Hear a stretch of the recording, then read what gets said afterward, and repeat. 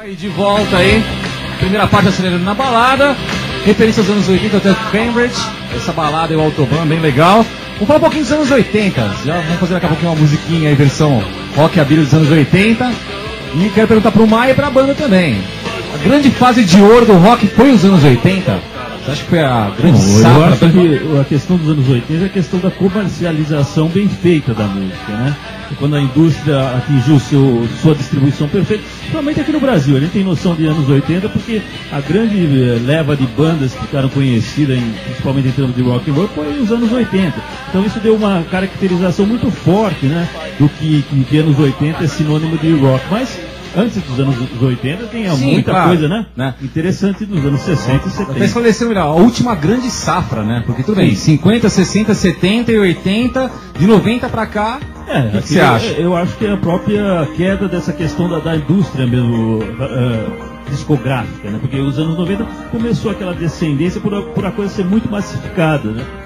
As gravadoras perderam um pouco o encanto em relação ao disco, né? Eu acho que a passagem do LP pro CD foi uma coisa muito mal glamourizada, vamos dizer assim. Sim. Quando a música começou a virar CD, ela começou a perder o lado fetiche da coisa, o lado de você poder curtir uma boa capa, enfim, curtir aquela coisa do vinil. Então, isso álbum mesmo, né? Isso tudo desagou no que a gente vive hoje em dia, que são os arquivos de MP3. Então a música foi se reduzindo até se tornar um pequeno arquivo, vamos dizer assim. Então isso foi o que fez os anos 80 serem tão glamurosos como o final de uma era discográfica, eu digo assim.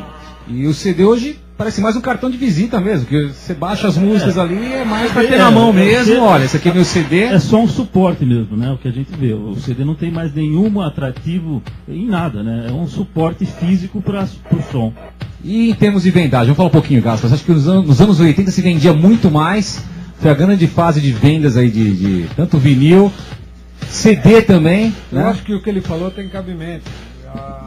Vale frisar também que a internet entrou com tudo, né? Acabou com as gravadoras. Inclusive, vocês estão falando de CD, eu já vou mais além, meu. Hoje em dia você não tem nem o material CD na sua mão. Você baixa as músicas e a capa do CD e faz o CD você não tem drive com tudo ali, não, né? Você paga pela internet e você confecciona o seu CD com a capa aqui. Você recebe a capa e as músicas. O ruim é que não tem o problema do artista vender e ganhar com isso, né? Não tem um glamour também isso aí. Que fala, que era muito importante. Você tem um vinilzão na mão, era legal, né?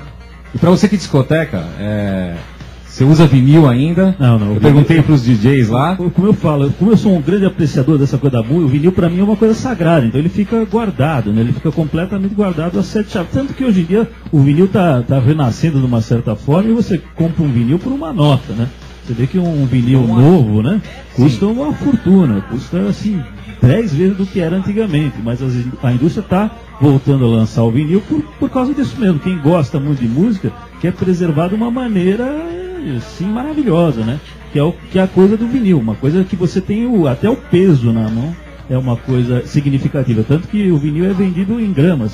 Não sei se você sabe disso, não né? Sabia o pessoal fala um vinil de 180 gramas, tal, que valoriza ainda mais, então. Que mostra que é um vinil grosso, vamos dizer assim. Que o vinil vagabundo também era aquele vinil fininho, né? Isso aconteceu muito no final do vinil, o vinil cada vez mais fino, porque ia sendo de vinil reciclado, tanto que aquela estática que... Isso quem conhece vinil, quem é da época do vinil, se lembra que os últimos vinis você punha na vitrola e começava a dar aqueles estalidos, né? E era estática por ser um vinil reciclado. Era vinil derretido e era reciclado, então dava aquela estática miserável. Instalava o vinil. Agora eu quero perguntar pra Boni e pra você também esse mito todo de que tem gente que prefere o som do CD e tem gente que prefere o som do vinil. Qual é a melhor qualidade?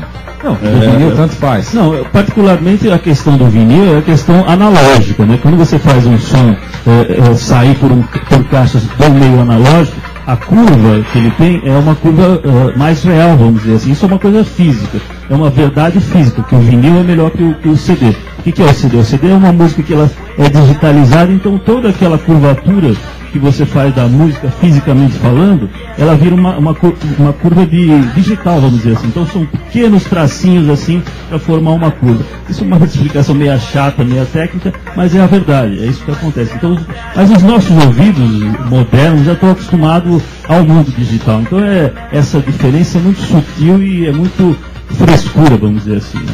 Entendi, a banda também concorda. Ô Gato, você tem os discos todos do Ira, claro, em vinil, e foram relançados em CD. Falta em CD. O que você analisa mais? É o melhor som do vinil?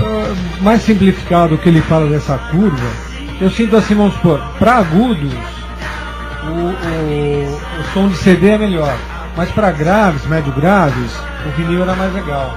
A válvula é mais legal. A gravação antigamente, valvulada, os graves tinham mais peso, entendeu? Agora pro agudo, a definição é melhor o CD.